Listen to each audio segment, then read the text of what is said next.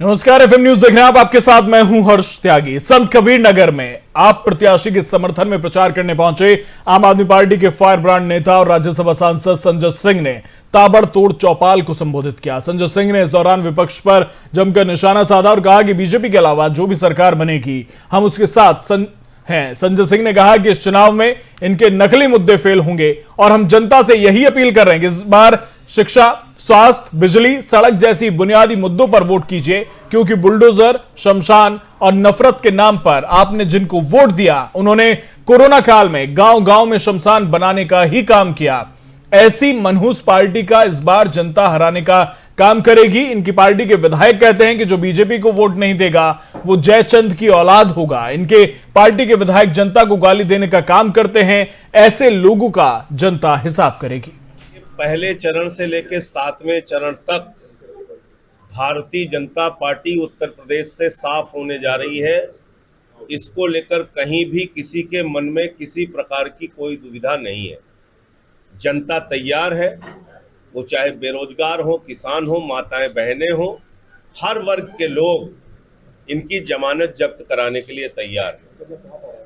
आज संत कबीर नगर खलीलाबाद में जिस प्रकार का वातावरण है, यहां पर भारतीय जनता पार्टी से दो कैंडिडेट लड़ रहे हैं, एक बीजेपी के सिंबल पर, एक समाजवादी पार्टी के सिंबल पर।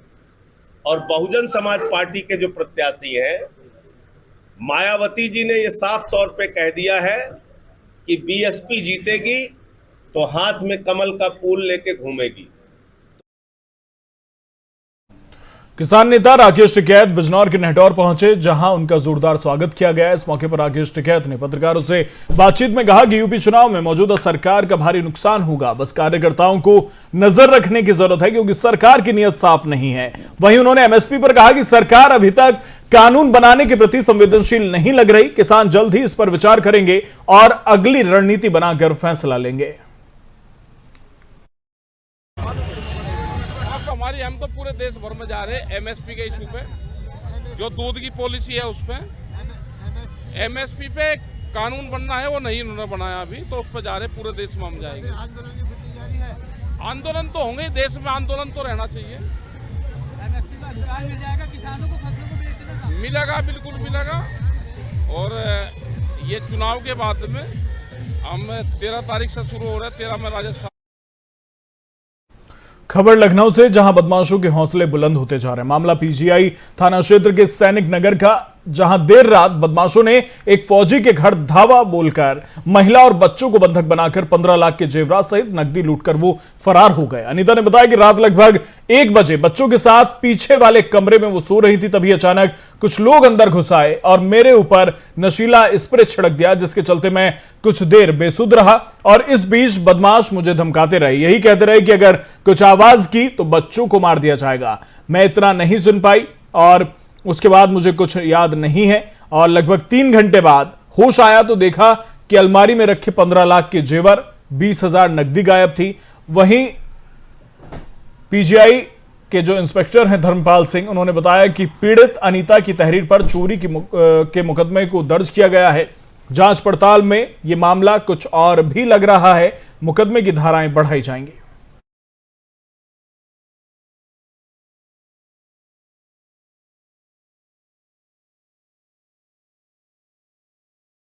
हल्द्वानी में कुमाऊं कमिश्नर दीपक रावत ने तहसील परिषद का निरीक्षण किया, जहां उन्होंने तहसील परिसर के अंदर स्टैंप वेंडर, कैंटीन और अवैध रूप से चल रही पार्किंग स्टैंड के बारे में जानकारी ली। वहीं दीपक रावत ने सभी स्थानीय लोगों से पूछताछ कर तहसील के बारे में जानकारी प्राप्त की। इस कड़ी में दीपक रावत ने बताया कि मैंने सभी स्टाम्प वेंडर और तहसीलदार और जो भी खामियां बताई गई थी उन सब के बारे में जानकारी ली है और दस्तावेजों को भी देखा है, जहां पूर्ण रूप से सभी सही पाए गए। वहीं अवैध रूप से चल रही साइकिल स्टैंड के बारे में बताया कि इसके लिए एसडीएम को निर्देशित किया है। साथ ही उन्होंने कहा कि अवैध निर्माण और अवैध खदान को लेकर जो भी शिकायतें होंगी उस पर तत्काल कार्रवाई की जाएगी।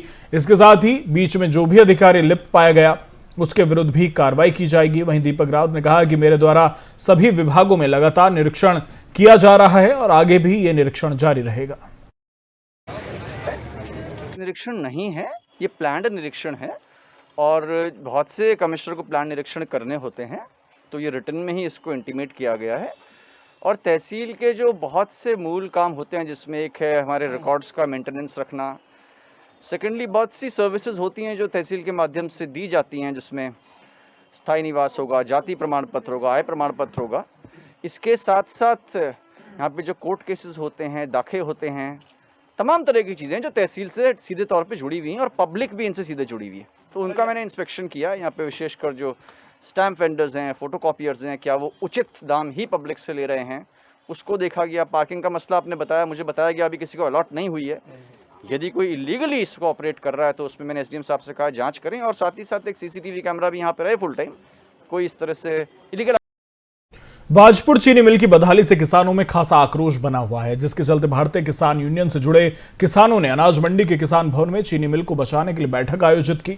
इस दौरान बैठक में 31 सदस्यीय कमेटी का गठन किया गया, जहां किसानों ने आरोप लगाया कि चीनी मिल की मरम्मत और चीनी मिल को चलाने के लिए आने वाली सामग्री के बिल को बढ़ा चढ़ाकर दिखाया जाता है, जिससे चीनी मिल को लगातार नुकसान उठाना पड़ रहा है। इस दौरान उन्होंने कहा कि किसानों द्वारा बनाई गई कमेटी चीनी मिल में होने वाले कार्यों पर निगरानी रखेगी और चीनी मिल की दुर्दशा को सुधारने का काम करेगी।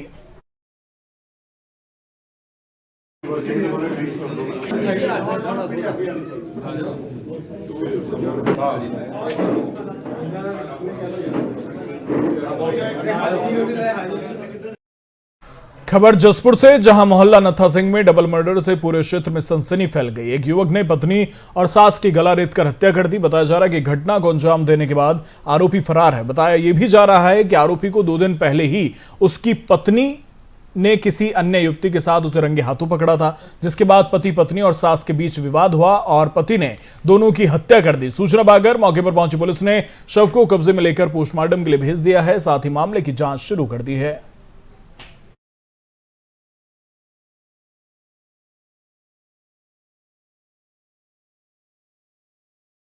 खबर राजधानी देहरादून से, जहां राजभवन में वसंत उत्सव को लेकर तैयारियां शुरू कर दी गई। इस साल मार्च माह में उत्तराखंड के लोक पर्व फूलदेई पर्व के आयोजन के साथ राजभवन में वसंत उत्सव का आयोजन किया जाएगा। इसके लिए राज्यपाल लेफ्टिनेंट जनरल गुरमीत सिंह ने अधिकारियों को निर्देशित किया कि 8 और 9 मार्च को राजभवन में रंग बिरंगे फूलों के साथ इस उत्सव की खुशबू बिखरेगी। इस दौरान राज्यपाल ने कहा कि इस उत्सव के साथ और इस उत्सव के माध्यम से उत्तराखंड में जो है फ्लोरिकल्चर है और एरोमेटिक पौधों की खेती को बढ़ावा देने का काम किया जाएगा। साथ ही इसमें राज्य के दूर दराज के पुष्प सहित जड़ी बूटियां और सगंध और जैविक खेती उत्पादों के काश्तकारों के लिए प्लेटफॉर्म के रूप में विकसित होगा। राजभवन में नन्ही बालिकाएं फूलदेई पर्व की औपचारिकता पूरी करेंगी। वहीं इस बार राजधानी के कई चौराहों पर फूल बेचने वाले लोग भी इस उत्सव में प्रतिभाग कर सकेंगे।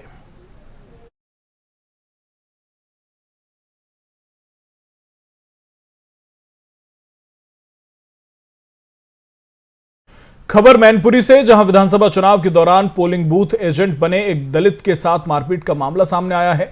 जानकारी के मुताबिक पीड़ित शख्स समाजवादी पार्टी का पोलिंग बूथ एजेंट था।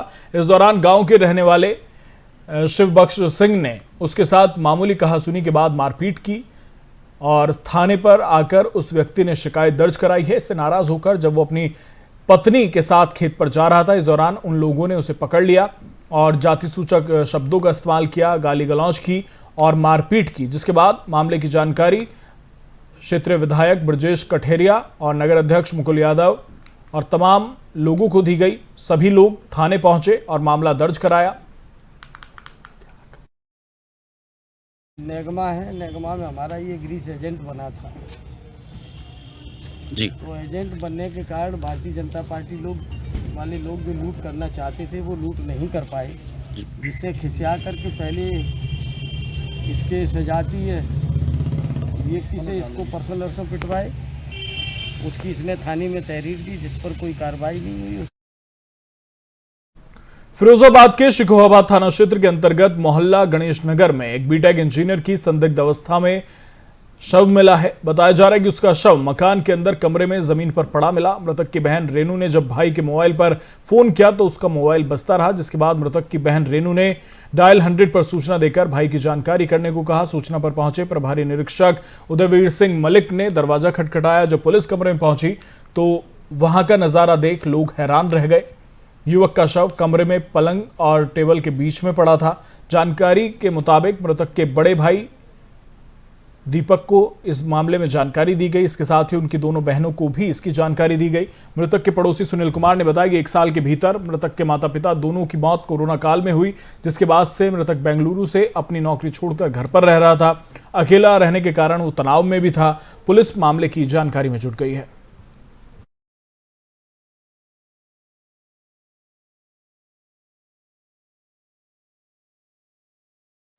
प्रयागराज से अनोखी तस्वीर सामने आ रही है, जहां मतदान करने एक महिला एम्बुलेंस में पहुंची। दरअसल महाकुंभ की रहने वाली एक 75 वर्षीय भूरी पाठक का 1 सप्ताह पहले फ्रैक्चर हो गया था और वो एक निजी अस्पताल में भर्ती थी, लेकिन उन्होंने अपना मतदान का इस्तेमाल करना चाहा, जिसके चलते उन्होंने अपने बेटे से जिद की और अस्पताल के डॉक्टरों से बात करके एम्बुलेंस से अपने बेटे को लेकर बूथ पर पहुंची और उन्होंने अपने वोट का प्रयोग किया और एक सरकार को चुनने में अपनी भागीदारी निभाई।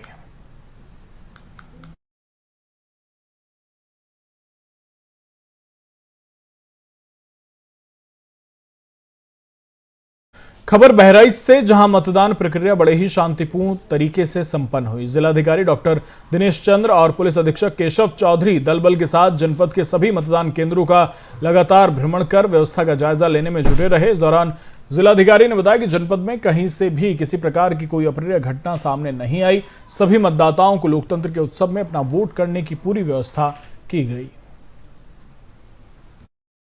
की उन्नति के लिए अपना योगदान दें। जय हिंद। निकलकर अपने मत का प्रयोग करें। राष्ट्र की उन्नति के लिए, राष्ट्र के विकास के लिए, राष्ट्र के गौरव के लिए। सहारनपुर में एसटीएफ ने शराब फैक्ट्री कोऑपरेटिव कंपनी से भारी मात्रा में निकाली जा रही अवैध शराब से हो रही एक्साइज ड्यूटी की करोड़ों की टैक्स चोरी का भंडा फोड़कर कई अभियुक्तों को गिरफ्तार किया। बताया जा रहा है कि एसटीएफ ने सदर तहसील उन्नाव के तत्कालीन सर्किल आबकारी निरीक्षक के 25,000 के नामी अभियुक्त रविंद्र किशोर चौधरी को उन्नाव से गिरफ्तार किया। एसटीएफ द्वारा इससे पहले टैक्स चोरी के गिरोह का भंडा फोड़कर 8 अभियुक्तों को गिरफ्तार किया गया था।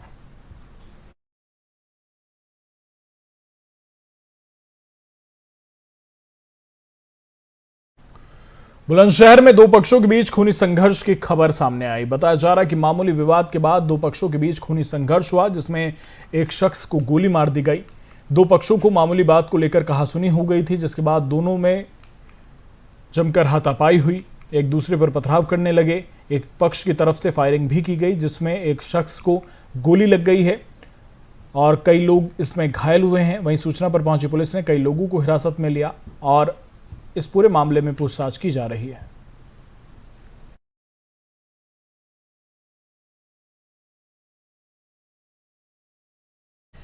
फिलहाल मेरे साथ इतना ही। बने रहिए एफएम न्यूज के साथ। नमस्कार।